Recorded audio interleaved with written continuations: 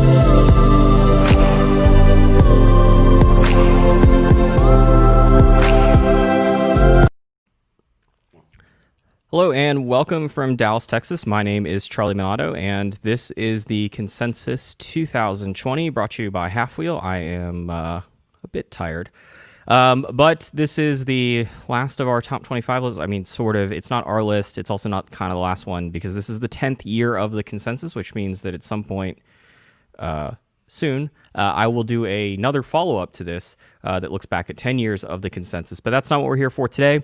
It is, in fact, the Consensus 2020. This is a list that many people, I think, more than I do myself, really look forward to this list and what makes it on here. For me, it's sort of become a large amount of work, but a lot of you do click on it and watch it, and I thank you all for tuning in today. But I think we're going to get started. Brooks, if you want to throw the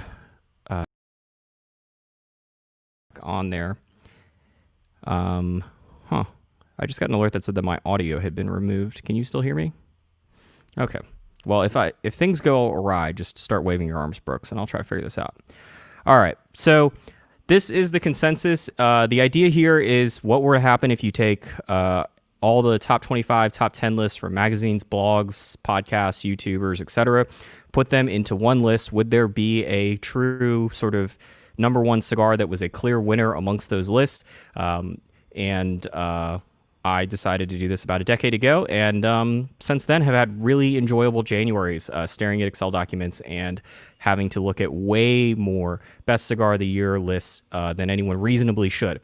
The idea really here is what I call first take syndrome, based off of the ESPN show when Stephen A. Smith and Skip Bayless used to be on it. I always used to joke with my college buddies that it'd be fascinating to know what would happen if you took someone that knew nothing about sports, you locked them in a room, and for a year, the only thing you could do was eat, sleep, and then watch First Take. And then at the end of the year, you'd ask them questions about what they thought about sports teams. And my guess was that you would get some hilarious but very concerning insights into the world of quote-unquote sports, just simply based off of what that one person consumed from Skip Bayless and Stephen A. Smith. So this is sort of that idea. What were to happen if somebody who had never smoked cigars, but for some reason looked at every single top 25, top 10, top 15 list from YouTube's, blogs, podcasts, etc., and you put it all together in an Excel document. So there are a few qualifications, but I've learned with the Consensus that the best thing is to have as many lists as possible. So you need to review at least one cigar in 2020, because otherwise you're not a cigar reviewer. And you can't be sort of employed in the cigar business other than in some sort of media capacity. This is something that's sort of like an honor system. I don't go around and ask for people's W-2s or 1099 documents. However, there are some people that'll email me and be like, hey, will you include my list? And oh, by the way, I do work at a shop part-time. And it's like, motherfucker, did you read the rules? And those people don't get included. And you got to be published by this past Friday by midnight, or midnight Saturday, I guess technically. There is at least one list that came out this morning. So Catman list came out this morning. And at some point I got to cut it off. His list isn't on here because it was after January 22nd at 11:59.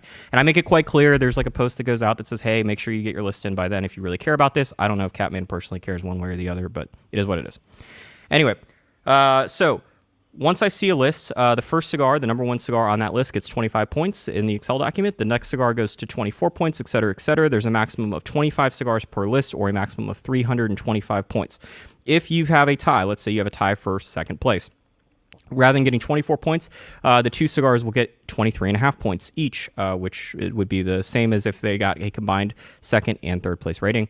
It's only based off the regular version of a list. If you, say, look at Cigar Dojo's list, you might notice that they have a sort of regular top 10, then they have a top 5 limited edition cigars, they have like a luxury cigar, a value price cigar. I have no way to make sense of that, so I just take the cleanest, easiest version, which is the top 10 cigars. That obviously makes a difference because it means that the value price, or the value cigar, and the luxury cigar, and the limited cigars in Dojo's case don't get points from the list.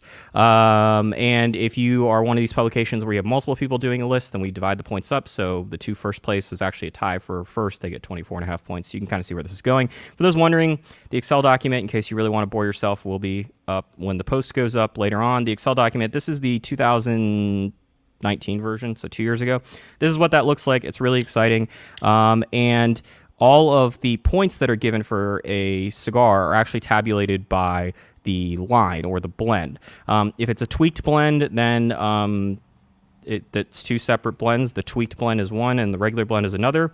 If, for example, it's a Padron 44, which thank you, Teach, for giving the cigar over the weekend. If it's a Padron and it's got a natural and Maduro version, those are 2 separate entries, unless you're at least on the consensus. Somebody confusingly this year put the natural and the Maduro and didn't specify which one, which probably actually happens every year. And then the points get tabulated at the end. So this year, there were a total of 9,343 points amongst 40 different media outlets. It's a bit tough to say how many exact lists there were because some of those had multiple people on the list. And you can see there were 450 unique entries. That does not mean 450 unique cigars. Some people will do specific cigars. So like at Half Wheel, for example, we gave the Fonseca Belicosos a place on our top 25, whereas other lists will just put Fonseca. Those all get combined into one header. So the Fonseca Belicoso points go to the regular Fonseca points. And you can see the companies, the factories, countries. Shout out to China and Mozambique for making the list for the first time, but not the top 25. All right. I'm going to try to keep this as brief as possible, but I think it's very important to understand that the consensus is a very chaotic and, quite frankly, not great set of data from a mathematical standpoint. The cleanest set of data would be something like if you were, say, tracking the NBA power rankings from various media outlets throughout the year. The reason for this is because there's a certain amount of teams, and every single media outlet has to rank them 1 to 30 or 32, I can't remember.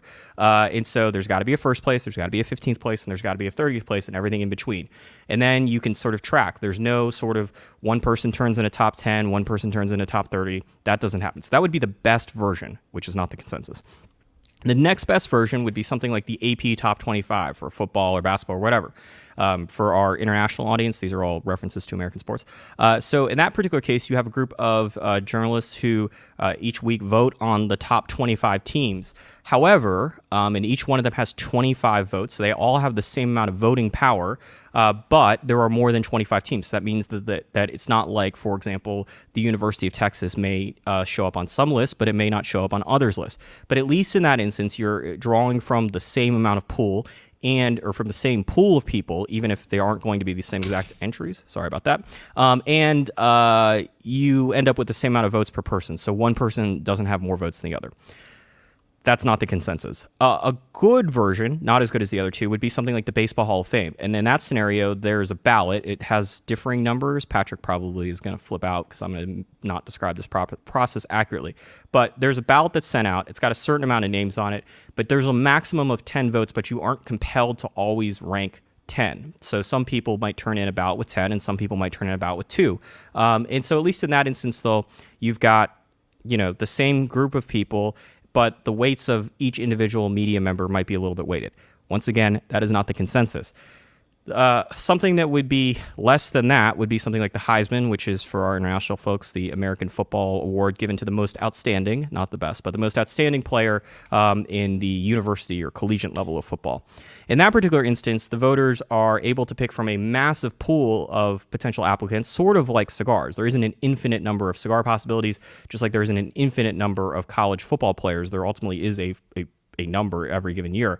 But they're given the ability to choose up to 3.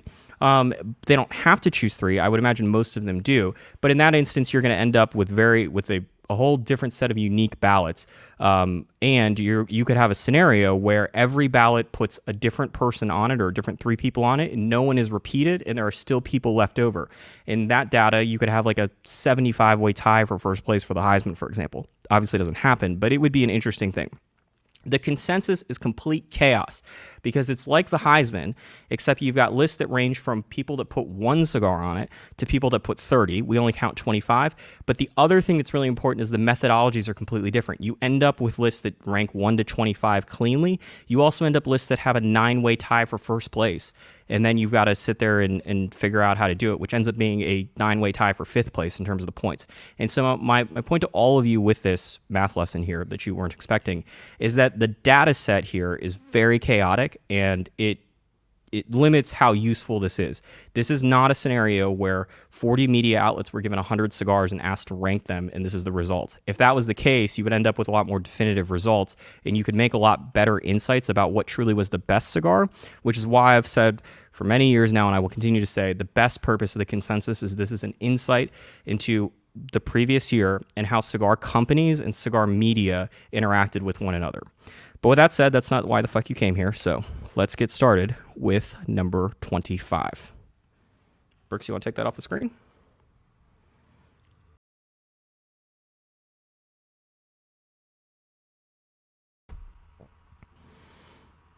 There we go. So there's a tie. Welcome to chaos. So there's actually 26 cigars in the top 26 this year of the consensus. That is because there is a tie for 25. So the first cigar on here is the Southern Draw Jacob's Ladder Brimstone. There were 2 new sizes of the Brimstone this year. It's made at AJ Fernandez, like I think all other Southern Draw cigars are made. This is an amped up version of the regular Southern Draw Jacob's Ladder. I was a bit surprised. I think Jacob's Ladder has made this before, but the Brimstone, which I guess previously was only offered in 1 size, I think. The Brimstone, this is the first time it's made it on here. AJ Fernandez's main factory is in Esteli, Nicaragua. Southern Draw Cigars, congrats to them. They've made this list pretty consistently now. Yeah. This is weird because I'm the only one here. Brooks, do you have any questions about the Brimstone? I really don't. Thank you. Yeah, there's going to be a lot of that because... It's a big cigar. Well, it's that is the new A size, the Presidente. So that is the Southern Draw Jacob's Ladder, the Brimstone. I wish that I had more to say about this. We can go back and talk about math some more, I guess. That also means there's another 25th place cigar, and that is the La COALICIÓN, which is a cigar for crown heads that is made by Drew Estate. It too received, you can see the last slide had 61 total points, so that is the most amount of points, or that's the total points it received from all of the list. So to give you an idea, 61 points would be the equivalent of getting 2 first place votes and like a, I don't know, 16th place vote, I think. In total, that's not how they got it. I don't think either one of these cigars was number 1 on anyone's list. You will note here that in between the Crown Heads logo and where it says 61 total points, there are 2 stars, and that is because this is the second year that the La COALICIÓN, I believe the second consecutive year, that La COALICIÓN has made this list. And so if you see those star designations, that is a reference. Our international friends will appreciate this. That is what many soccer, or as they would call it, football teams do, where they will take their team's logo and they will put stars above it representing championships. It gets a bit confusing when you have teams like Bayern Munich that have won way too many championships. But the 2 stars there recognize that it's been on here twice, and so congrats to John Huber, Mike Conder, Willie Herrera, and everyone else that was involved with that project. Brooks said, like, this would have made an example where you would have put the Viva La COALICIÓN thing on there. But didn't happen. But now you got to take it off because that's not. Yeah. Okay. Number 24 is an interesting cigar. It is the Daniel Marshall by Carlos Fuente something. Limited edition, 38th. Limited edition. It is made for Daniel Marshall's 38th year in business. Daniel Marshall, obviously better known as a humidor maker. But this cigar is made by Fuente, which I believe is the first time that Fuente's made cigars for Daniel Marshall. This is the most expensive cigar on the list. I don't know what the American price is of these, but the estimates that we've gotten is that they're between $1,500 and $2,000 for a humidor of 8. You can obviously say, well, the humidor is worth something, and one of the cigars comes wrapped in 24 karat gold versus the other 7 cigars. But we're still talking about a cigar that's at least $70, but probably, if you just divide that number by 8, it's, it's much more. It's nearly $200. But we'll call it about $125, $150 a cigar is probably what it would reasonably work out once you do all the backwards math. This is also a cigar that I'm willing to bet that no one that put it on their list paid for it. In full disclosure, Daniel Marshall sent Half Wheel some samples and we reviewed it. Did not make our top 25. But, I don't pay attention to what people review on a daily basis, but I can tell you based off of the other cigars that make these top 25 lists, I don't know if there's any cigar that made a top 25 list that was more expensive, that at least that I can recall off the top of my head, that was more expensive than the Davidoff limited edition Year of the Ox, which is a $40 cigar. Every once in a while, you'll see a Cohiba Spectre get reviewed by another website, but General also gives away samples of those at the trade show, so that's not entirely surprising. But there just aren't a lot of publications that quite frankly, are willing to and probably have the budget to go and drop $100 on a cigar for a cigar review. Daniel Marshall was smart in this instance. He sent the cigars out. I haven't smoked one. Brooks, you reviewed it, right? Good cigar? Brooks says it was good. Yeah, this is a case where you can try to game the system with the consensus, and the easiest way to game the system if you're a cigar manufacturer is to make sure that these cigar reviewers have your cigars in their hands to review.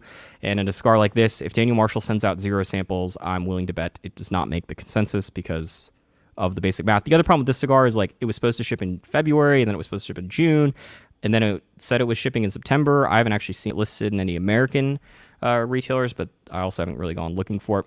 Other interesting note about the cigar, they claim that it's rolled and bunched by the same roller, so similar to the La Polina Goldie, but not something you see a lot in non-Cuban cigars. So I wonder if Southern Draw and Crown Heads feel shortchanged by the amount of shit that I had to say about it. I have no idea, John, but John, you'll be able to see the data to get a sense of this.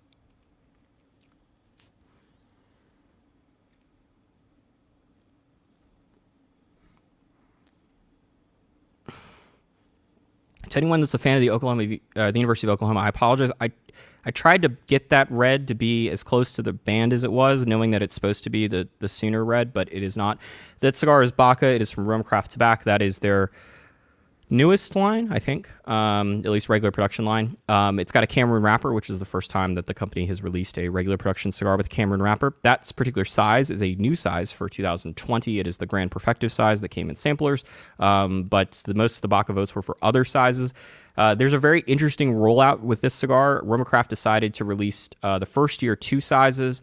Last year there was 4 sizes that came out total. I think there's 7 or 8 total sizes. So every year, I'm guessing the plan is to add 2-ish sizes. Last year there was 3 because the Grand Perfecto got added as well.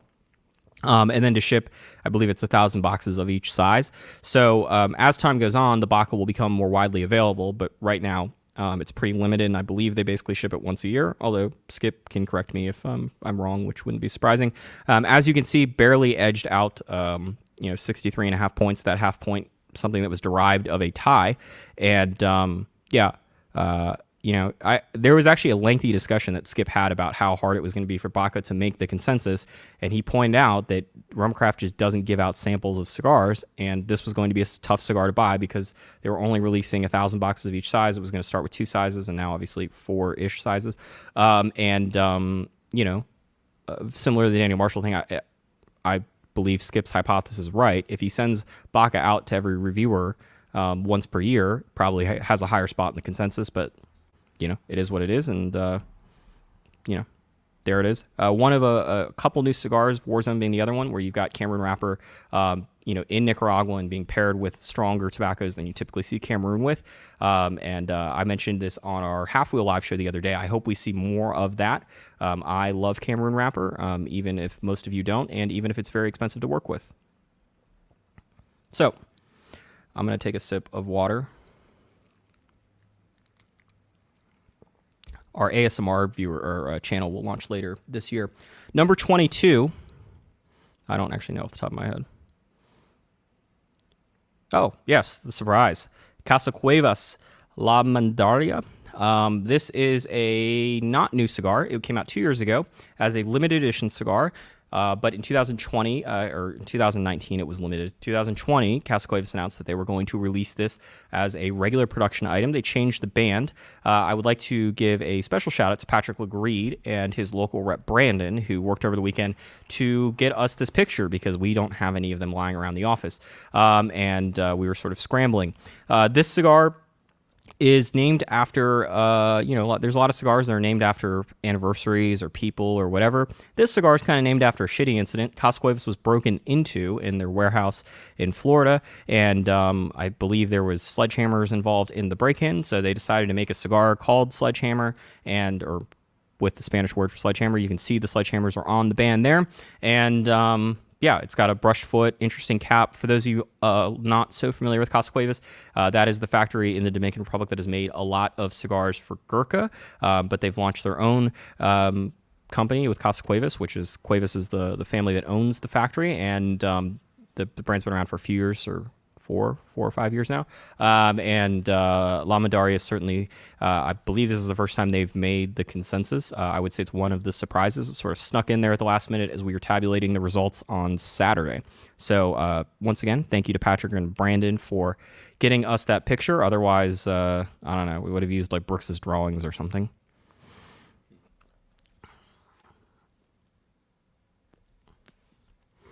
Man, we could use a co-host. Number 21, and I could probably use some notes about what's coming up, is the American. This is the second consecutive year that J.C. Newman's The American has made this list. The American is unlike any other cigar on this list because unlike the Camacho Nicaragua, it is actually made in America and uses all American tobacco. In fact, uses American boxes, American bands. The idea here that Drew Newman of J.C. Newman had was what would happen if you were to try to make a cigar that was only American made, and it's made at their historic El Reloj factory in Tampa, in Ybor City, which is just reopened after an extensive remodel. As Drew's father likes to say, it's his money, and if he wants to use his inheritance now, then he can use it. So they spent a lot of money. I don't know what the final total was. Redoing that factory, there's a museum now. There's like an event space. I've not seen it since it's been completed. They were planning on having a gigantic party because last year was J.C. Newman's 125th anniversary, but then 2020 happened. So I don't know if we'll see a party at some point, but I do think the factory is open for like limited tours, maybe. I don't know. But that certainly is going to be the plan going forward. It's going to kind of be a domestic cigar safari, maybe not as extensive of a tour, but certainly, Tampa's a great place to go for an extended weekend. This cigar uses a variety of tobaccos. It's got some of the Connecticut broadleaf that many other cigars use. It's got some of Jeff Borschowitz's Florida sun-grown tobacco that he grows in Claremont, Florida. It's got cigars or tobacco from the Amish up in the Northeast, and it all goes together into a cigar that is not the most affordable thing, although it's not as crazy as it once seemed like it was going to be. They're between 18 and I think 20 and change. So certainly a premium for all that American labor and American resources, but it's the only cigar I can think of that comes with everything sort of not certified American, but everything is from America. Yeah. And apparently we have some update on the tours. Limited tours, limited business hours.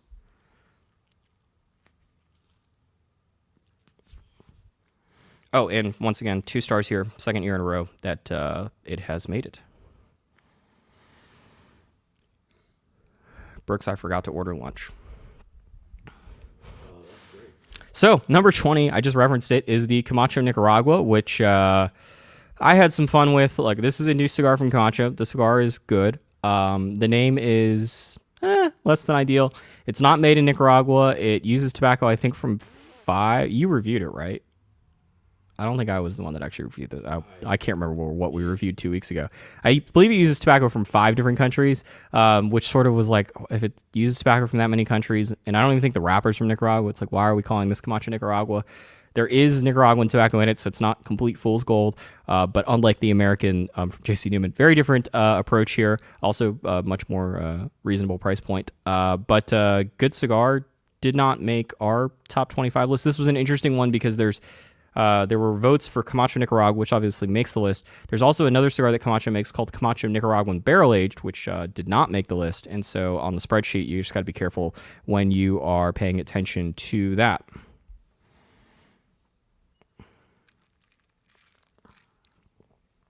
Yes, Camacho Kinda Nicaragua would be a more appropriate version of this name. By the way, if you do have questions, I will try to answer them kind of as we go, as Brooks throws this up on the screen. And then at the end, I will take some and sort of talk, because at some point we're going to have to order lunch. And I guess I'll have some time to kill between now and then, or then and later. That puts us at number 19, which, oh, yes, the HVC. This is the HVC 500 years anniversary. It is a now 3-size line. It started out in 2019 as the HVC anniversary. Well, it just started out as the HVC 500 year anniversary. It's named after the 500th anniversary of the city of Havana, Cuba, which is where Rainier Lorenzo is from, the founder of HVC. All of his cigars are sort of a reference to Havana, because HVC is supposed to stand for Havana City, which is where Rainier is from. But this is a cigar that specifically was made to celebrate the 500th anniversary of Cuba. There was also another cigar that Habanos Saseo, the Cuban company, made for the San Cristobal line that also celebrates the 500th anniversary of Cuba, though that may or may not have come out yet, because welcome to Cuba. This cigar came out in 2019, and in the size that I believe is the Tesoros, if I'm getting this right. And then he added 2 more sizes last year. So one of the sizes is super small. It's a little Petit Corona that was for Parada Cigar Club. And then the other size that came out was the Selectos, which is for the regular retailers, not for Parada Cigar Club. And he also re-released the original size. So we've got 3 sizes now, 2 of which you can find on shelves. I will say the packaging for this release is fantastic. I believe it was on our packaging awards list. Great big wide 15-count boxes with some super intricate artwork. It's to the point where I think that the limited edition band, which also no longer makes a ton of sense because it's no longer a limited edition, takes away from it. The main band is great, and the boxes are just fantastic, and I have something stuck in the back of my throat.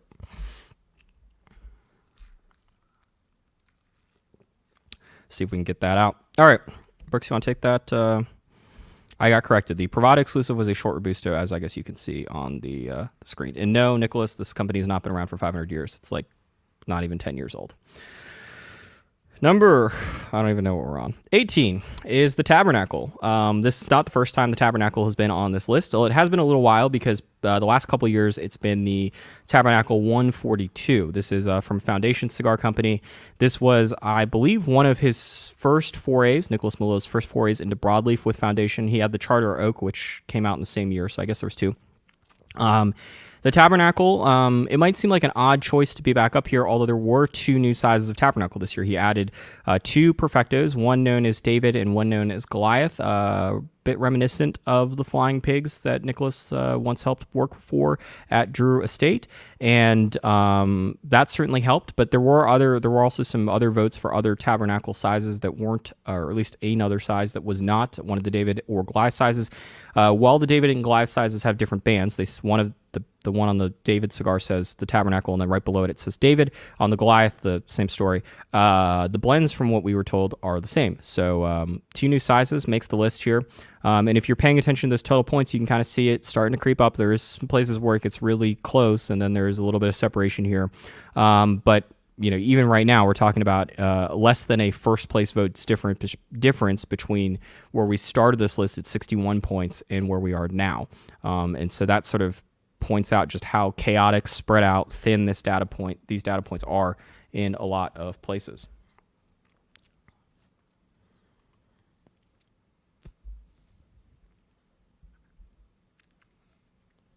Number 17 is another HVC. This is the Hot Cake. This is also a sort of another cigar that has roots elsewhere, although not as direct as the 500th years anniversary.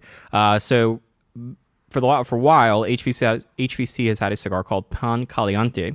And the reason for that is because I think Rainier was joking one day, and he said, we're going to sell these like hotcakes. But he said in Spanish, hotcakes translates to Spanish, or roughly, I guess, as pan caliente. I'm going to take Rainier's word for it, although his English is better than my Spanish, but his English is, it could be better. Pan Caliente is what we're going with, is what hotcakes are. And this year he decided to make it a regular production, sort of full-fledged line under the hotcake name. Love the packaging for this release, very simplistic, but love that reddish-orange color that exists in the center of the band, and slightly edged out the hotcakes. I would say that HVC which certainly has made this list before, if I'm not mistaken. But I would say they're one of the sort of feel good surprise stories. Having 2 cigars, I believe, inside the top 20 is not something that a lot of these companies can say. And congrats to Rainier and company. I've not smoked the Hot Cake cigar, but did well. Yeah, but John's fucking Canadian, so I mean, I'm not even taking his word on English phrases at this point. Number 16. Just like to point out, we've had very limited technical difficulty since the start, so I can't wait to see how the rest of this is going to go. Is the Davidoff Limited Edition 2021 Year of the Ox. This is the latest in Davidoff's Zodiac series.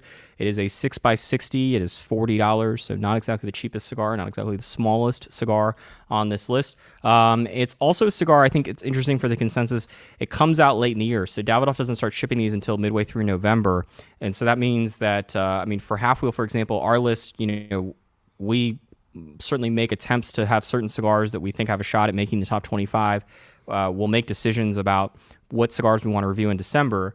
But this is a cigar that we have to buy almost immediately. Otherwise, we run the risk that by the time it shows up, it won't get on a review calendar for the month of December. So the Year of the Ox is certainly, on all the Zodiac series, are interesting in that regard because Davidoff ships them. It's not like they're that hard to get a hold of, but you do have to be, if you're like us, where you're generally working 35, 40 days out in terms of the cigars that we buy and when they get reviewed, there's got to be a pretty deliberate attempt at buying them. I would imagine that for bloggers, YouTubers, podcasters, much less of a concern because you're flexible. But if you're a magazine, for example, the Year of the Ox isn't showing up in your November or December issue unless you get some pre-release samples from Davidoff, because when you're making hard copy magazines that are going out in October, the cigars can't be released in the middle of November. And so that hurts a cigar like this for the consensus. We've mentioned it in years past. I believe with the Foundation 142, that was another sort of issue where it was like, Nicholas waited to ship that cigar until November, and that's always a problem when it comes to making these lists. And I would say on the flip side of that, I imagine that for, Brooks and I were both sort of more traditional bloggers back in the day where it wasn't a team effort to put together the top 25 list. It wasn't necessarily based off of these complex, or not complex, but there wasn't detailed spreadsheets to go about it. It was more like, okay, I think this cigar should be on it. I think this cigar should be on it. And then you just start ranking them and you're like, oh no, I think that cigar should be higher. And then you're like, okay, well, I got 17 cigars. Here's the top 10. And then you're like, oh, fuck it. Number 12 should be on this list, and you swap it out. I imagine that's how many bloggers and YouTubers and podcasts go about doing this, because quite frankly, that's how I did it. And when you're only working by yourself, you do that a lot. I think the big downside for a cigar like the Davidoff is that if it doesn't get on let's say the 2020 list, by the time 2021 rolls around, it takes a lot for a cigar to be remembered 11 months later. You're much more likely to say, you know what, that cigar that I smoked 2 weeks ago or 3 months ago. And so a cigar like this, or a cigar like the Lito Gomez Small Batch number 7, or any of this stuff that ships in November and December, I always think is going to have a disadvantage to consensus. If you want to game the system, the way to do it with the consensus is introduce the cigar in July. Make sure you ship out all the samples to all the media members you can sometime in September and October. And then, I guess apparently what cigar companies think to do is to send a whole bunch of Jack Daniel's mini bottles, particularly Jack Honey. I would not recommend doing that with Half Wheel, but, it is what it is. But that seems to be the way if you want to game the consensus. And with that rant... Yeah, Brooke says full boxes, hats, T-shirts, ashtrays, whatever else. I wouldn't actually recommend the rest of that shit. I would say send things other than cigars if you're trying to bribe people. Because, at least at Half Wheel, we don't need any more cigars. But bribing Half Wheel also, limited results. Here's the top, 11, technically. But that's 16 through 25, or tied for 25. Any surprises, any questions you want to need to get to? I'm going to take like a brief break here and... Any questions from you, Brooks? I have no idea how to turn on my mic. Yeah, please don't. I do think that the 6x60 size, I think that when they said Year of the Ox, I'm guessing that they said we want a big, strong cigar, because that kind of makes sense. But the other part here, I think, is that, and I complained about this in my review, I just don't think we're going to get a Robusto size Zodiac series cigar. For two reasons. One of them is that Davidoff wants to charge the $40-ish price point. They want to be charging $35 plus for these cigars. At least that seems to be the case. And the reality is the cost difference between making a Robusto and making a Churchill is not that much money. You're talking like, depending on the factory and the tobacco and whatever, but let's just call it $1.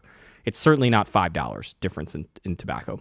And so they can make more money if as long as they can sell the 6x60 for $40. They're going to make more money selling a 6x60 for $40 than they are selling a Robusto at $30. And I think that Davidoff might be a little bit hesitant to try to charge $40 or $38 for a Robusto, and so that's why you see these big sizes. There also seems to be a case, now I've not had this conversation with Davidoff, but a lot of the Cuban distributors seem to think that Habanos SA either explicitly maybe has told them in one of their marketing meetings, or at least they're just sort of inferencing this from what Habanos does. There seems to be this belief that the Asian market wants these bigger cigars. Now, the year the Ox is sold worldwide, I don't think it's disproportionately sold in Asia. It may be disproportionately sold in Asia compared to other normal Davidoffs. But there seems to be at least some belief amongst at least the Habanos SA distributors that there's a targeted effort at throwing bigger cigars at the Chinese market. I don't know if that's the case. That's beyond my level of expertise for the Chinese collector Cuban cigar market. But it doesn't surprise me to see this stuff. It would really surprise me if we saw like a 5x52 release for the Zodiac series in one of these last few releases that they've got. I just think that they've played their hand here because we're 9 or 10 of them through at this point, and they've all been, there's been some like larger Toros, but there hasn't been a Robusto or anything really close to a Robusto. So here we should go. For those of you interested about the Salamander ashtray, it is being used. All right. That's number 16. Surprisingly, through all these rants, haven't lost a ton of viewers. Number 15 is the La Aurora 107 Nicaragua, which is made entirely of Nicaraguan tobacco as opposed to the Camacho Nicaragua. And this is a new size or new blend this year for La Aurora for the 107 line. I reviewed it. This was one of the cigars that met the qualifications for the Half Wheel Top 25, and then one of us, Brian Burt, had a terrible experience with the cigar and did not make it because of Brian Burt's bad experience. But I enjoyed it. I was the one that reviewed it. I thought it was a very good cigar. Certainly packs a bit more punch than the regular La Aurora 107, but not an overly amount. It was interesting to see La Aurora work with Nicaraguan tobaccos in that capacity for the first time. And the rollout, the marketing is a little bit bungled because La Aurora seems to be doing that. There are 3 sizes that are sold in the U.S. There are 2 more sizes that are sold internationally, which you'll note on the write-up of the consensus, which is done and should be published basically once we finish up with this live show. The pricing on there is based off of the American sizes and not based off of the other 2 sizes that exist. Good cigar, good price point. La Aurora, if we had been doing the consensus 15 years ago, La Aurora would have been the favorite to be number 1 every year back when Jose Blanco was still there and Miami Cigar was really pushing La Aurora onto the blogosphere in particular. But the times have changed, and La Aurora's sort of place amongst the cigar media has sort of receded, and also the blog's overwhelming influence on a list like the consensus 13, 14 years ago would have been a much different story than what it is today. And so, it's an interesting note. I did wonder the first time that I did the consensus, would we see a clear, a disproportionate La Aurora influence? And what we actually saw was quite the opposite. I think there were many years where La Aurora didn't get a single vote and certainly wasn't making the top 25. So yes, I'm smoking the Padron 44 Maduro that a local restaurateur gave me over the weekend.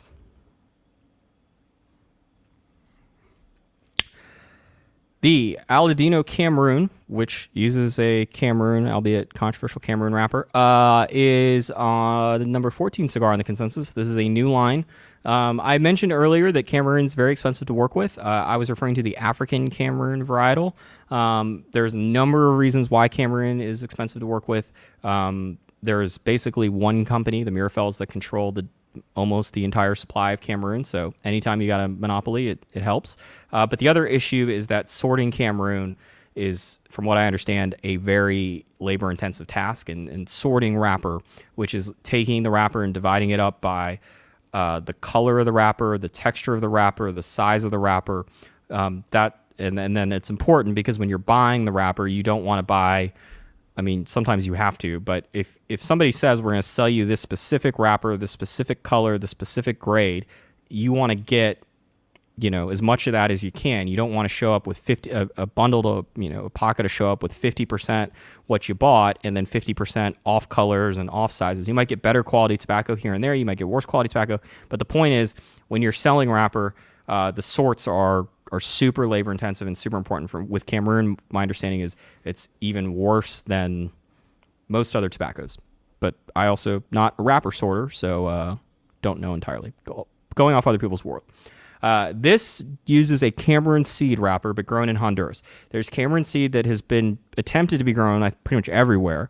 You will get some Ecuadorian Cameroon seed here and there, but this is grown in Honduras. It, to me, looks like Cameroon. It actually looks prettier than regular Cameroon, which typically is quite ugly. I sort of know the belief the uglier, the spotted, the muddled the Cameroon looks, the better it might be. This looks prettier than that. It doesn't have as much of the deformities. It doesn't taste to me like Cameroon, but it also like these cigars are like $8 at most, so a lot more affordable than Cameroon.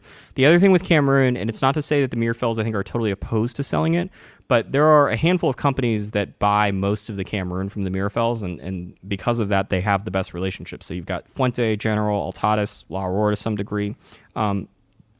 Excuse me. And so I think one of the other reasons why you don't see as many companies work with Cameroon beyond the cost factor is also just that the Mirafels, I think, are kind of okay with the clients that they've got and maybe aren't doing as much solicitation to try to get it elsewhere. Cameroon also is extremely finicky. We mentioned this on Friday. It's also very fragile. You don't want to smoke it when it's super dry. So, like right now, if you're in the Northeast, you don't want to, unless the weather's fantastic for some reason, you don't want to go out and try to smoke a Cameroon cigar. It will explode and just start cracking on you. And so this... I haven't tested that in super cold weather with the Aladino with the Honduran Cameroon, but congrats to the Auroras, who I think are making some of the best constructed cigars, particularly for the money. At this point, it's no surprise to see this on the list. Jesus Christ, this is taking a while. Number 12 is a tie, and Southern Draw, once again, here for the ties. This is the Southern Draw Rose of Sharon Desert Rose. You will note the 2 stars. This is the second time it has been on this list. This is an offshoot. So Southern Draw makes this list twice. Spoiler alert. They're going to make the list twice, both ties and both cigars that are offshoots of existing Southern Draw brands, albeit not new offshoots for 2020. Interesting little factoid there. So there was the Southern Draw Rose of Sharon. This is the Desert Rose. Sharon is Robert Holt's wife, who is the co-founder of the company. Robert and Sharon co-own the company. So named by a co-owner for another co-owner. And you can see there's a box press Belicoso size. I believe there were more sizes added this year. Southern Draw added a ton of new sizes to a ton of its lines. And so it's kind of tough for me to keep track, particularly because it was like every week there was a new Southern Draw extension being announced, but I believe there was a new size. Southern Draw is one of these companies that I think is really making efforts to try to put their cigars in cigar media outlets' hands. That has varying levels of success. Here at Half Wheel, we kind of have a cap about how many cigars we'll review from companies depending on how kind of big we think they are. But at other places, I imagine they're reviewing a disproportionate amount of Southern Draw cigars compared to other larger companies. But that is what it is, and it's a good cigar, so it's worthy of its place. But it's no surprise. I think my point here is not to take a dig or a shot at Southern Draw, because I don't think they deserve to be here. It's rather the opposite, which is if you really care about this list, there are ways to improve and make sure that you end up on here. And Southern Draw certainly, I don't know how much Robert and Sharon care about this list, but they certainly have gone through the efforts, if they do, to make sure that they end up here every year, and it pays off. And that also means there's another number 12 size because there was no number 13. And that is the Las Calaveras Edición Limitada 2020. People paying close attention to this list will note that means there were 2 ties so far, and they've both involved Southern Draw and Crown Heads. Go figure. This is the 2020 version of Las Calaveras, the storied limited edition line from Crown Heads that's made at my father. It started in 2014, I believe. Maybe 13, but I think 14, with the just absolutely fantastic original Las Calaveras. And it has has been released every year, now offered in 4 sizes. There are 3 sort of quote-unquote regular sizes, and there's a 4th size that they sell in a sampler that's usually a Belicoso. It's a limited edition release. I think there's 24,000 boxes, or 24,000 cigars per size, 1,000 boxes of 24, plus the samplers, of which were quite limited this year. I believe only 2,000 samplers. Good cigar. Love the color.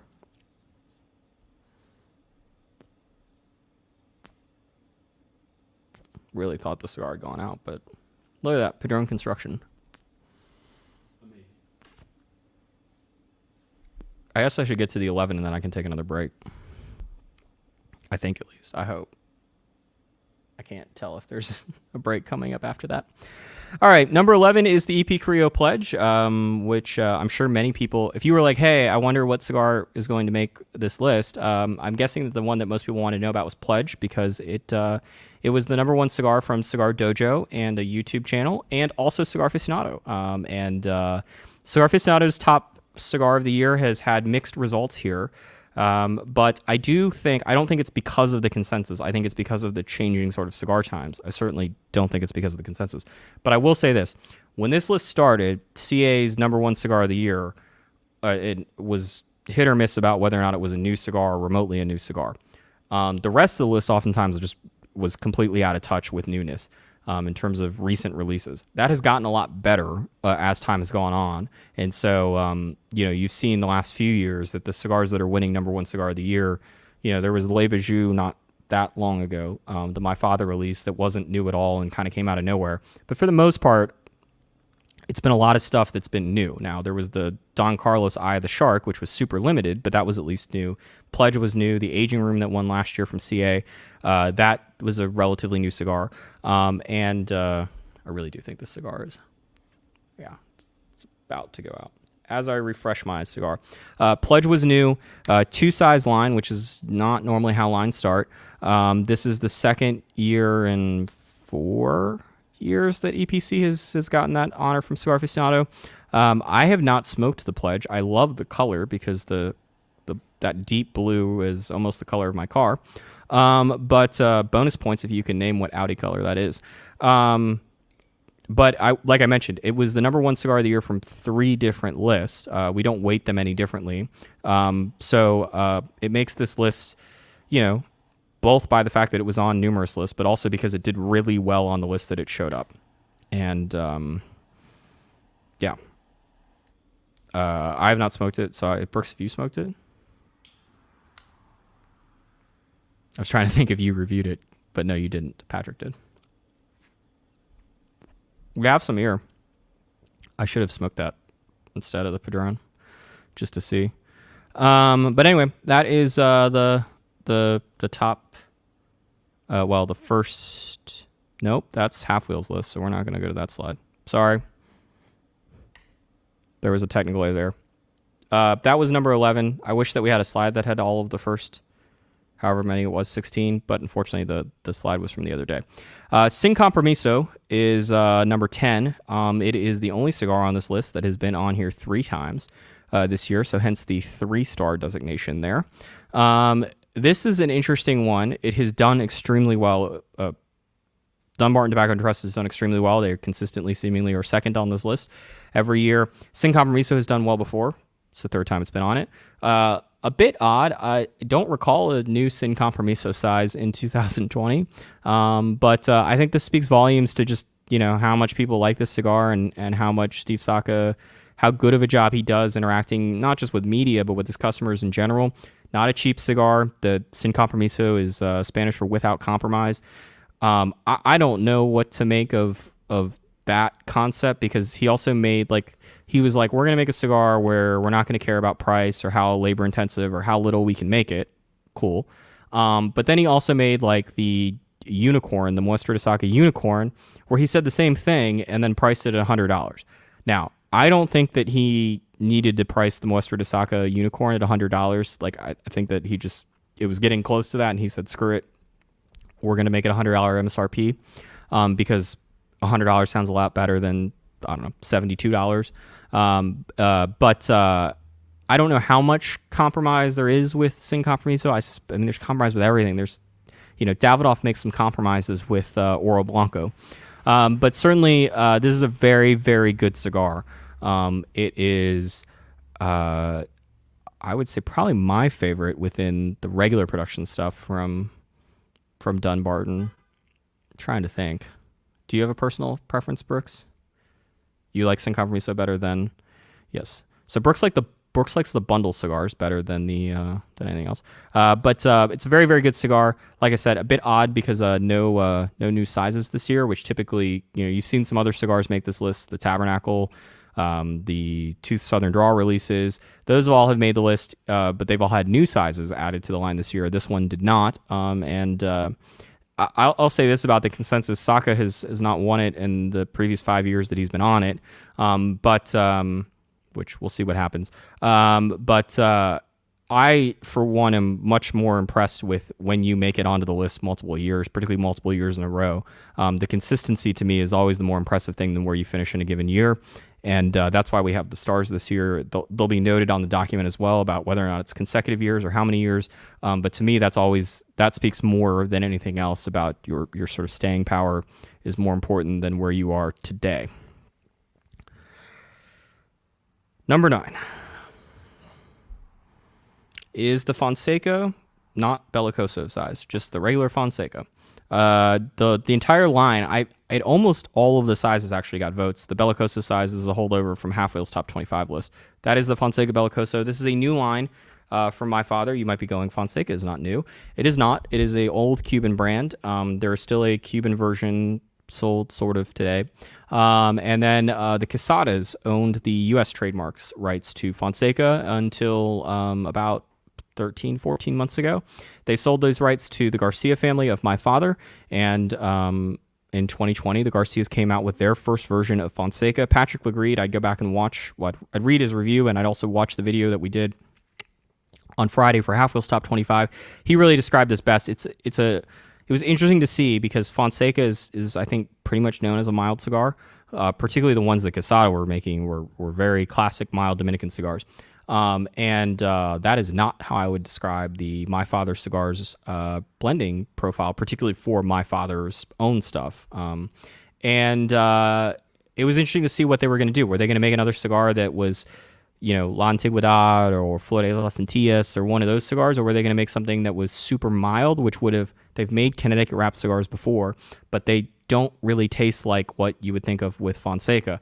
What they did was sort of a hybrid approach, which makes sense. It doesn't really remind me of Fonseca, and quite frankly, it doesn't really necessarily taste like a typical My Father cigar either. It's somewhere in the middle, albeit completely different. The bands, however, are very much the hybrid. They look like they've plopped the Fonseca logo on sort of the normal My Father band, which is one of the most intricate and detailed bands in the business.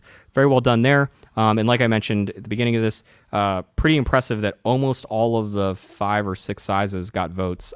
So a pretty widespread distribution there to make it here.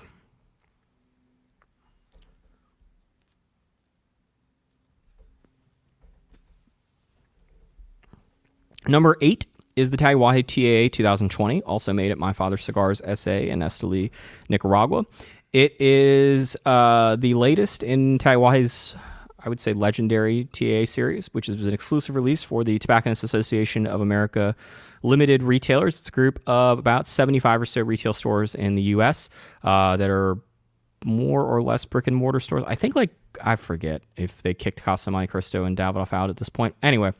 But they're generally speaking independently owned brick and mortar stores. Not to say that I would imagine most of them have multiple locations, but typically in a year they meet usually in either Mexico or in the Dominican Republic, and they have a little get together for a week with about 40 or so cigar companies, and they have some trade shows where they do some pretty incentivized buying. They also do something called the TA ESP series, which I would say TATUAJE really was the one that made this, brought it into consumers' focus. The way it works is about a dozen of those 40 manufacturers every year make new exclusive cigars for the association. Some of them are like the TATUAJE release, where they are an entirely new blend. This one's an Ecuadorian Sumatra wrapper over a Nicaraguan binder and Nicaraguan filler. Sometimes they'll have exclusive TA sizes of existing lines, and sometimes they'll do, like CLA has done this in the past, where they have given the TA retailers a window of exclusivity on an upcoming national line. So it starts as an exclusive for the TA retailers and then goes elsewhere after that. TATUAJE has done this approach now since 2010. So this is the 11th TA release. Is that right? TA 2010? Yeah. Yeah, because it was pork tenderloin and then Barclay Rex and TA. It was that whole string of broadleaf killers. Where he's made, but this isn't the 10th, or this is not the 11th TA like official, because there was that one year where the 10th anniversary year, we got a little 15th anniversary. Fuck it. Anyway, this is the 4th different wrapper that's been used for it. They've mostly been Connecticut broadleaf. This is the first time it's been Ecuadorian Sumatra. There's also been Ecuadorian Habano, as well as Mexican San Andreas wrappers. Brooks noted, in addition to a whole bunch of other flavor descriptors, he really noticed a meatiness on this cigar, which I found as well. I find it to be super impressive that despite the switch up from the broadleaf wrappers to the Sumatra, that it retains some of that signature meatiness. 2011, sorry. So this is the 10th year of TAA. And these are cigars that, look, this is a cigar that is traditionally very, very good, regardless of what the wrapper is. It won Half Wheel Cigar of the Year one year. It consistently, I think like 6 out of the previous 9 have ended up on the list, something crazy like that.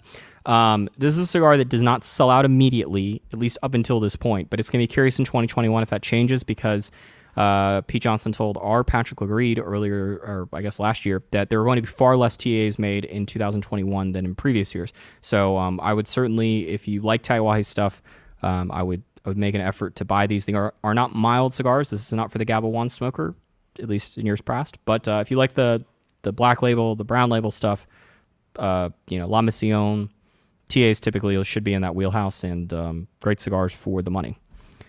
I really need to move quicker here. Number 7 is my Phoenix Suns. It's actually the spring leaf from Aganorsa Leaf. This is a new line, and it will be getting its 3rd size, I believe, later this year, or shortly this year, actually. There were 2 sizes in 2020. It started with a Robusto, and then they added a Toro. I think that's the order. Maybe it was the other way around. Anyway, it is a Nicaraguan Puro, because it's Aganorsa, and look, I mentioned the other day when we were doing our half wheel list, I was really surprised that the Topsa, which is a factory that consistently puts multiple cigars on our half wheel top 25, hadn't made it onto our top 25. At half wheel, they have had 3 at least so far, maybe more, in the top 20, or in the whatever we're at, top 19. I guess top 20 because of top 19. This is a cigar that seemingly was very popular. They're shipping, it's a regular production cigar, but they're shipping them in limited basis. So they ship them only a couple times a year in smaller batches. That certainly helps, I think, keeping the demand there, because it's always easier to sell something, oddly, when it's not on the shelves than when it is. And we'll see what the new size is. They also have another new line coming out sort of in this range. The branding on it is, as a Phoenix Suns fan who has been tormented for many years now, like the branding, the color scheme there, but very, very different than the old Casa Fernanda stuff of years past. So there's that. I'm going to take a sip of water.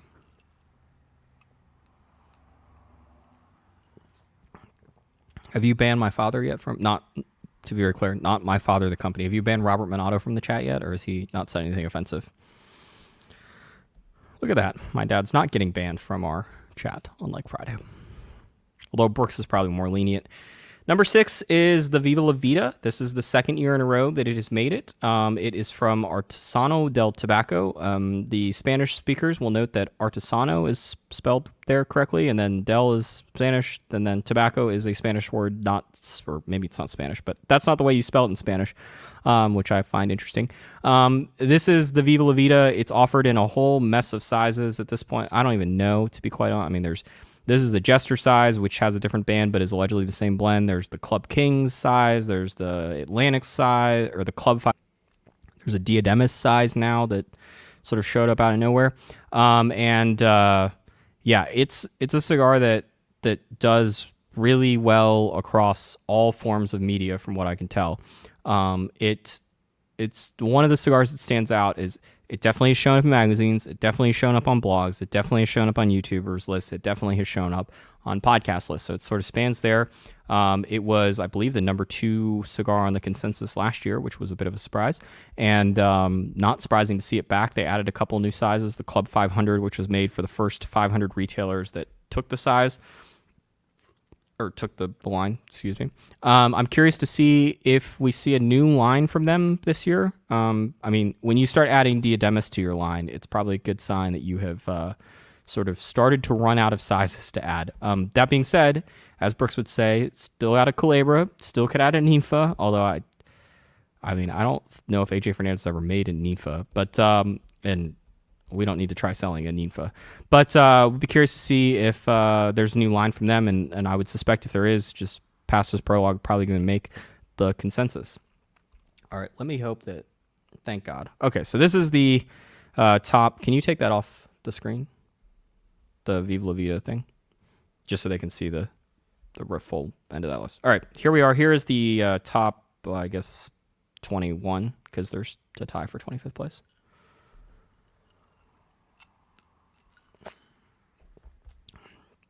I say this every year when we do this. I'm stunned by some of these people that co-host or that host these shows that don't have commercial breaks, where they don't have co-host. I mean, I guess they do like interviews and stuff, but it is not that easy to talk for this long if you're not conditioned to do so by yourself.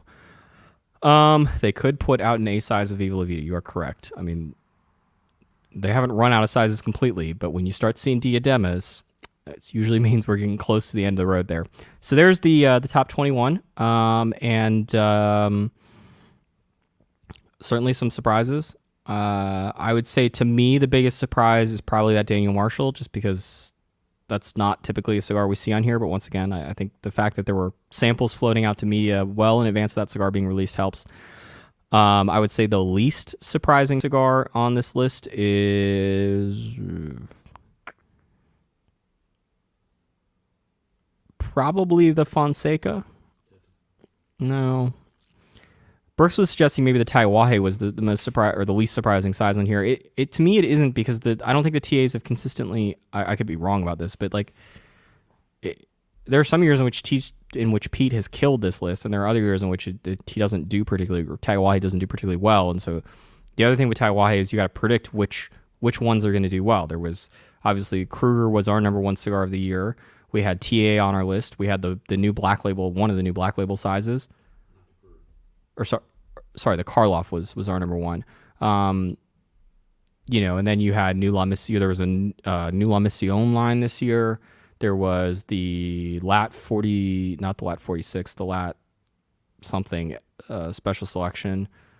There was a whole. My point is there was a whole bunch of new releases from TATUAJE, and the problem when you do that, I mentioned this last year when Plasencia got our number 1, or got the consensus number 1 cigar of the year, is that it really helps to, when you only have one new line, because that means that for those people that are concerned with trying to put as many different manufacturers on the list as possible, if you only have one new line, it really helps in ensuring those votes go towards a singular line. The other problem with the TA is that you have all the retailers, or all the media companies, that choose not to review or not to put limited cigars in their list. So that would prevent the TA. I mean, like, I don't think the TA was on any of the magazines list, for example. I could be completely wrong about that. But, all right. I love how these breaks, I just keep ending up talking, and it doesn't actually solve my voice getting tired problem. Number 5. Another slide that did not get edited. It is the Mildias, not the Mildias Sublime, the Mildias line in general. This is Spanish for 1,000 days. The story goes that Tabacalera Pichardo, which is the Nicaraguan factory that is owned by the same people as Ace Prime, as well as the Nicaraguan factory that made Juarez for Crown Heads, they started working on this blend actually before Juarez. Juarez came out like 18 months or so before Mildias showed up, and it took them roughly 1,000 days to finalize this blend, or 1,000 days from when they started working on it till when it comes out. And it is a new 4-size line from, it was a new 4-size line. There's now a new size, a limited edition size, in one of like the shortest we're going to announce our new line, and then like 3 months later or 2 months after it ships, oh, by the way, there's a new size shipping. Things I could possibly remember, but there is a new size that started showing up in November.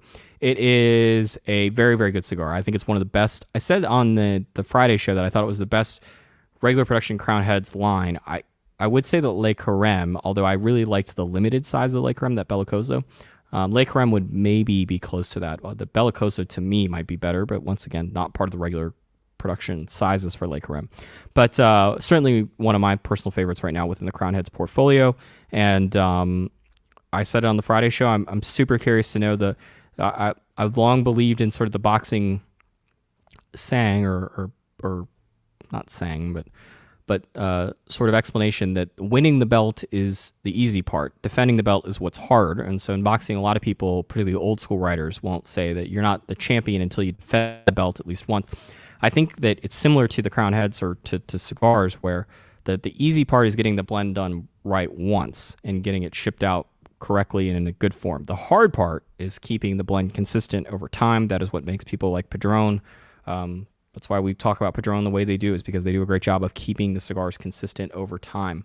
And so I'm curious to see how Tabacalera Pichardo, they're certainly not a brand new factory, but they are relatively new to the American market, and they're adding distribution all over Europe. It seems like every day we have a new story about where they're being distributed now. But I'm curious to see how they do, because we just don't have as much history to point to when it comes to how they keep their blends consistent, particularly at this, this sort of profile.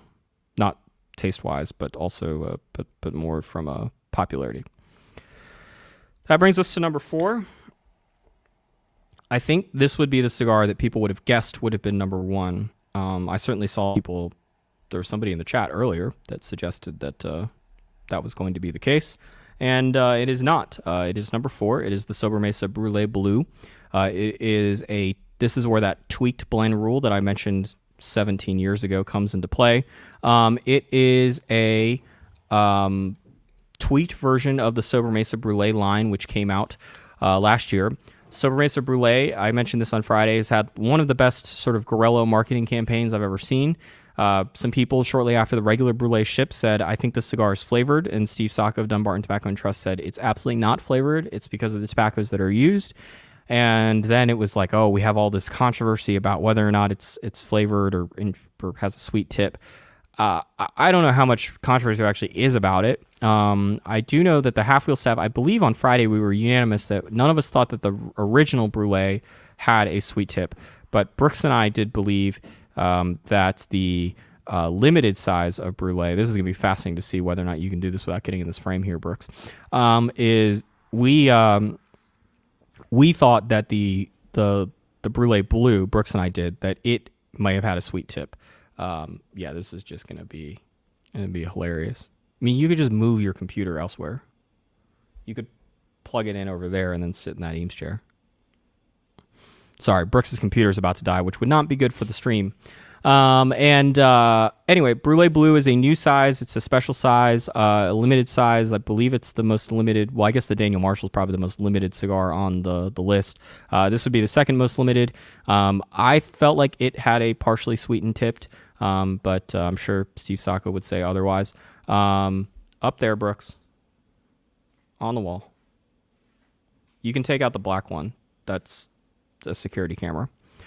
If you want to come rob us, we're disconnecting security cameras right now. I don't know, to answer your question, David, if there's going to be a new one every year. I would suspect, given its popularity, that we would see another one, but who knows? It'd be nice if we had Steve Sacco in here, but answering those questions. But a very good cigar nonetheless. Certainly made the top 25 list at Half Wheel and plenty of other places. And that leads to number 3.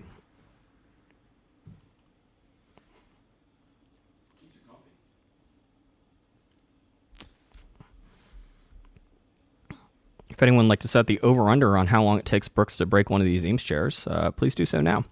Number 3 is the Hoyo de Nicaragua Numero Uno. This is a cigar that I think it would be fair to say if Patrick Legreed hadn't reviewed it, I think there's a very good chance it's not on this list.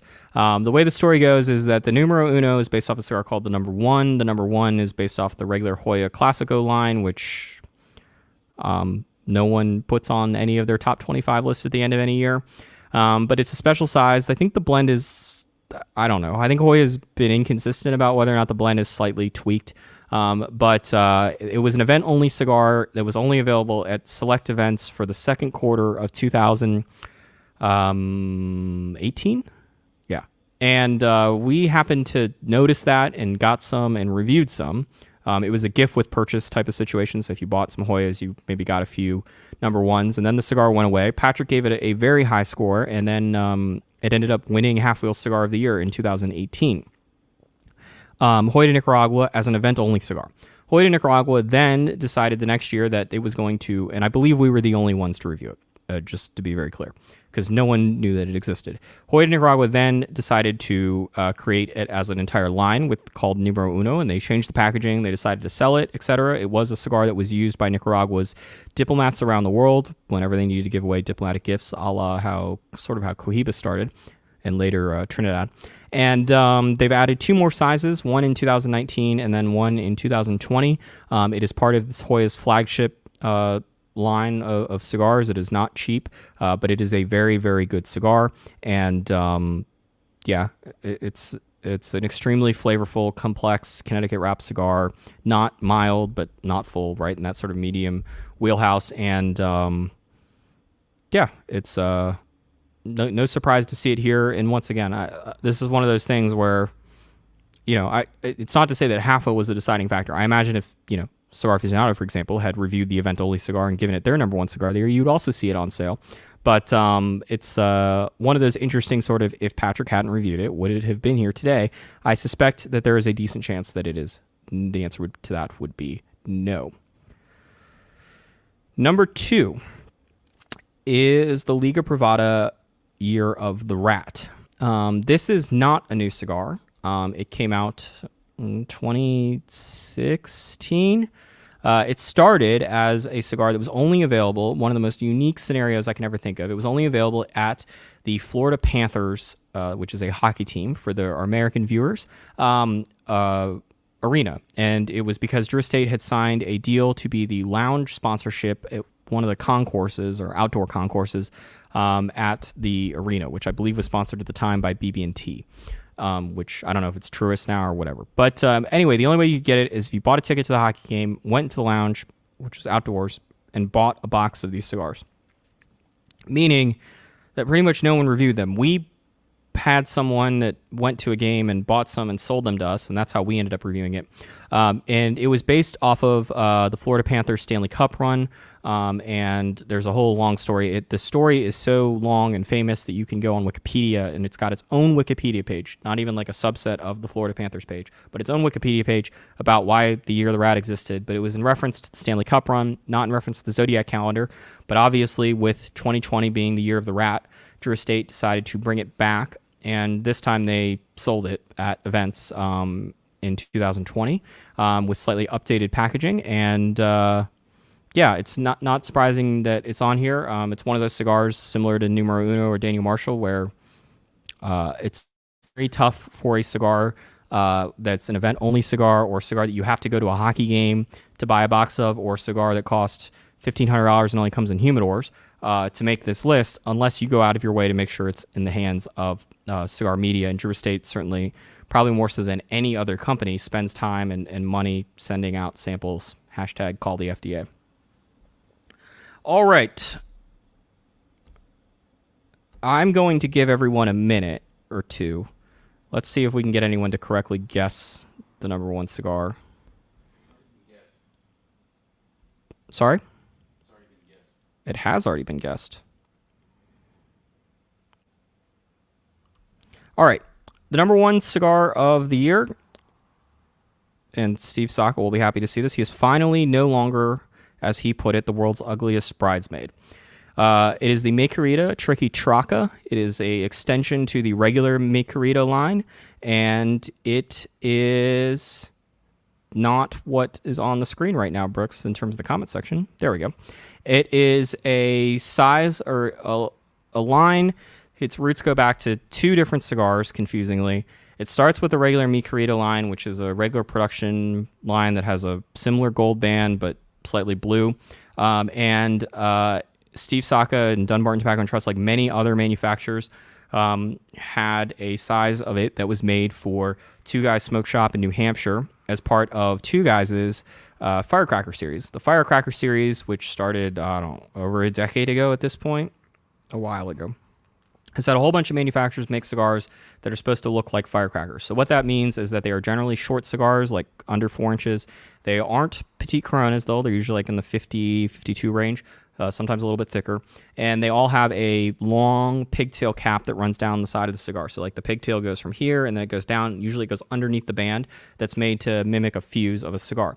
The other thing that a lot of those cigars have, and I'm guessing that Two Guys sort of asked for it, is that they typically are described as being slightly stronger blends of whatever the regular version of it is. In the case of the Mi Querida, that was one of those instances where Saka said that they put, I believe at the front end, they put a bit more of stronger tobaccos to try to help, amp it up a little bit more. And shortly after that cigar was released, or maybe even before it was released, he indicated that he was planning on making that as a regular line, and it was going to be called Tricky Traca, which is a reference to what it's a Spanish term, obviously, but what some Nicaraguans use basically is their version of fireworks or firecrackers. And it's a kind of a loose grouping of things from what I gather. And so there was two sizes of Tricky Traca in 2019. And then there were two more sizes, including a 7/6x64 size that I had the pleasure of reviewing in 2020. I say that facetiously because it's 7x64 is not my favorite size. And so now there's 4-ish sizes of Tricky Traca. There's also obviously the original Firecracker, which now has red bands because there had been a second release for it. Those cigars also, I think they've been sold by other retailers because Two Guys is transitioning it. They have a distribution company that's owned by the same family that called United Cigar that has begun selling some of the Firecracker releases to other retailers. So you may see those elsewhere. As noted by the double stars there, you can see that this is the second year in a row that the Mi Querida Tricky Traca blend has made it. It is the fourth consecutive year that Mi Querida in some form has made it. And Steve Saka, who has absolutely dominated this list with Dunbarton Tobacco and Trust ever since that company started, finally has got #1 cigar of the year. He's been the #1 company of the entire consensus list for the last 4, maybe 5 years now. He once again wins that award this year. But he's got the most, I would imagine, important spot for him, which is the top spot. And so that leaves the full list. It looks like this. Brooks, can you take the socket there? Thank you. And you can see it. There are 26 cigars because the consensus list says fuck your numbers.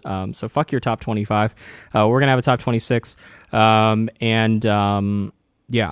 Congratulations to everyone that has made it. I will repeat what I say every year. This is not my list. For fuck's sake, I don't even agree with the half of the list most of the time about what #1 cigar of the year is. But this is the list that is derived of 40 different media outlets. None of them sign a waiver to participate. I just take the data and put it into the formula. I take no responsibility for claiming that Tricky Traca is the #1 cigar of 2020. It's a very good cigar. But this isn't Half Wheel's list. This isn't my list. You should refer to this as the consensus list for all complaints, comments going forward. There were, I have some notes about this actually. There were multiple companies, 5 in fact, that had multiple cigars on this list. Crown Heads had 2, Davidoff had 2, HVC had 2, Southern Draw had, sorry, I take that back. Crown Heads had 3, as did Dunbarton Tobacco and Trust. And then Davidoff, HVC, and Southern Draw all had 2. Congratulations to them. I would say, obviously, Saka and Crown Heads and Southern Draw all had cigars on here that were previous winners as well. So that, to me, is always the most impressive thing, is always when you can put your cigar on the consensus multiple times. I find that to be more important than anything else. So congratulations to these 5 companies, but in particular, Crown Heads, Dunbarton, and Southern Draw for managing to have a scenario where they have winners in multiple years. That is the factories with multiple cigars on the top 26. no surprises there, other than I think there's something to be said with AJ, which more cigars in the consensus top 26 than anyone else, but no cigars from AJ Fernandez, which isn't entirely surprising. And all those factories that made the list, every single that made this, the 5 factories that you see there, every single one of them managed to place a cigar from one of their clients on the consensus top 26. In the case of AJ, it was all of those cigars were from clients, although he also distributes Viva La Vida. I don't think to my knowledge, he doesn't own any of the company, but he is a distributor of that. But in every other case, Hoya had cigars that they made for Saka. Drew Estate made cigars for Crown Heads. My father made cigars for TATUAJE. AJ made cigars for Southern Draw, as well as Foundation, and Tapsa made cigars for Foundation as well. Or sorry, HVC and just HVC, I think. I don't think Foundation had any Tapsa made cigars. By country, in case you have not kept up with your flags, that would be the Dominican Republic up top with 5. Honduras had 2 cigars. Nicaragua is as it has been every year in the consensus, most cigars in the top 25 or 26 this year, as well as most points overall on the full consensus, and completely dominating it. And the one is for the United States, in case you forgot what the American flag looked like for some reason. There were other countries that made it. I believe there were a total of 9 countries that got points somewhere along the way with the consensus. So we have those 4. I'm going to see if I can do this off the top of my head. Cuba got a point, or got points, not a point, but they got points from multiple cigars. Costa Rica got some points. That's 6. China 7. Mozambique is 8. And Mexico, I believe, would be 9. And then there were some undisclosed stuff, but I don't think there was any. We've had that's off. Maybe 11 countries, because there's also Italy. There was a Toscano on the list. I don't think there was anything from the Canary Islands, though, which I believe made it last year. So maybe there's 10. Oh, that's it. Brooks, you want to put my face back on?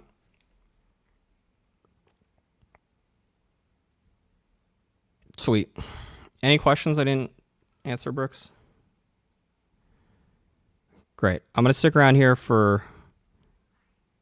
Yeah, Costa Rica, Aaron had points. All right. If you have any questions, get them in right now. I'm not going to deal with what my number 1 cigar is. That kind of defeats the purpose of Half Wheel's ranking. Yeah, China had a cigar. You'll see what it is. If you have any questions, leave them in the comments. I'm going to see if I can get them. I would like to say one thing. There's a pretty lengthy explanation or explanations, plural, within the consensus post that will come out shortly. I will say that it's been written. I don't know if it's been edited, so I need to, it may be a little bit. I don't know if Patrick and Brooks have taken a full swing through to make sure that all of my typos have been fixed, or at least most of them. But there's a pretty lengthy topic that's about the role of YouTubers and where they should be on this list, and the influence that they have, and all sorts of other shit about it. Here's the deal. I look at the consensus like that first take scenario. I think there should be as many lists as possible. I remove the ones, you can't put JR Cigars list on here because there's an obvious answer here. It's a scenario where I think if people have some thoughts about what list should be on it and what list shouldn't, they need to bring at least an alternative that makes sense. And I suspect what's going to happen is a lot of gerrymandering. I think people look at some of these YouTuber lists. There's a YouTube channel that put, as you see the FedEx truck just gone berserk outside. There was or here, I guess. There was a YouTube channel that had 10 cigars on the list that were Meyer and Dutch, i.e. Cigars International exclusives. That's not great. But like Half Wheels had a $500 cigar win it cigar of the year, the event only cigar win cigar of the year, a Barbara Pole store exclusive cigar win cigar of the year. Like, my point is that there are a lot of lists from publications that you would think should certainly qualify for the consensus based off of the quote-unquote quality of their list that have a lot of irrelevant choices. Nowhere is that more true with the magazines. The magazine list that we see, and this isn't just at Cigar Aficionado, because they quite frankly probably have the most reasonable or sensible list amongst 2020 lists of anyone. Those lists are the ones that end up being the largest head-scratching as a category. It's actually not the YouTubers. The YouTubers have some pretty... Like, there's always a way to find it. Last year, there was a YouTube channel that had multiple CAO flavor cigars on it, which is whatever. It's fine. An outlier. But obviously, you didn't see any of the CI exclusives winning cigar or on the top 26 this year. And so it sort of works its way out. But if you have thoughts about there should be more qualifications, you got to come up with some of them. And I'll certainly evaluate that, because to me, at least, I'm of the belief that it should be basically a free-for-all, and you let the numbers speak for themselves. And with the exception of the retail thing, which is a very simple problem of, like, I mentioned this many years prior. David Jones, who I don't think put out a list this year, but of leaf enthusiasts who used to work at a cigar store, he used to put out a list. It would never end up on the consensus because David Jones worked as an employee at a retail store. I know David Jones. I suspect he makes one of the most honest lists that anyone does, with no caring about what he's going to sell in the shop that he works at, not even a shop that he owns. But there's no way that you can let JR's list off the list and then let David Jones on the list and exclude two guys list some years because there's a whole bunch of two guys exclusives, and then let it on the list some other years. So you just remove all the retail lists altogether and say that's one category, and then everything else more or less makes it. There's some math applied to it. As it turns out, the YouTubers don't seem to be influencing the consensus in any real meaningful way that's detectable. But there's a whole bunch of explanation there, including a long discussion about Tom, Dick, and Harry bringing some Skittles to a party. Somebody asked what the easiest way to make it is. About a year before, or about in December every year, I put up a post that says, "Hey, the consensus is coming. Please send your list." As it turns out, very few people actually send any lists. They just like to complain after the fact that their list didn't make it. But yes, just leave a link or leave a comment in that post that'll come out in December 2021, and I will take a look at your list. I have tried a couple Chinese cigars. They were not pleasant. This Chinese cigar that made the list is the Vega Fina Fusion Edition, which is made in collaboration with Tabacalera SLU. As far as the complaints that are going on in the comment section right now about YouTubers, like, I will evaluate whatever John wants to do, and certainly take a look at it. But I suspect that when you start to take a list in their entirety, you will find that it's just going to be like drawing a gerrymandered congressional district in the United States. You're going to have to start drawing these, what you exclude and what you include, in manners that are so illogical, and it would defeat the purpose of the consensus, which is that idea that if you are sitting at home watching this and wondering what the fuck I'm talking about, you never smoked a cigar, maybe you only smoked Padron 1944 Maduro Torpedoes, or Padron 44 Maduros, and you had never smoked any of these other cigars, but you read all of these lists and you spent hours on YouTube and listening to podcasts and blogs and magazines like I did, not very fun, by the way, looking at all these top lists, and you tried to figure out what was the best cigar of 2020. The consensus is the attempt at trying to give you some guidance doing so. As I've said for many, many years, it is best looked at as a way to see how cigar companies are interacting with media. I try to be as transparent about the data as possible, so the spreadsheet will be available for all of you to look at, including some segmented stuff where we isolate the YouTubers and the bloggers, etc., for the 7 of you that give a shit about that. I'd like to thank Brooks and Patrick, because Patrick did put one of these photographs on here this year, for taking all the photographs that you saw on those slideshows, as well as on the consensus, as well as helping to try to limit the amount of errors that take place in this show. This is the end of our live shows. There will be the consensus article that comes out shortly today, and then there will be another follow-up probably Monday of next week, where I look back at 10 years of the consensus and see just how fucking dominant Drew Estate, Steve Saka, Nicholas Milo, and Hoya de Nicaragua have been on this list, as well as to test Skip Martin's long-hold theory that the consensus is a whole bunch of cigars that get discontinued 5 years later. If you have any questions, you can leave them on the consensus post, and I will try to take care of it. But for the rest of halfwheel.com, my name is Charlie Minato, and enjoy your respective days. Brooks, can you click end broadcast? No, I mean, I was good with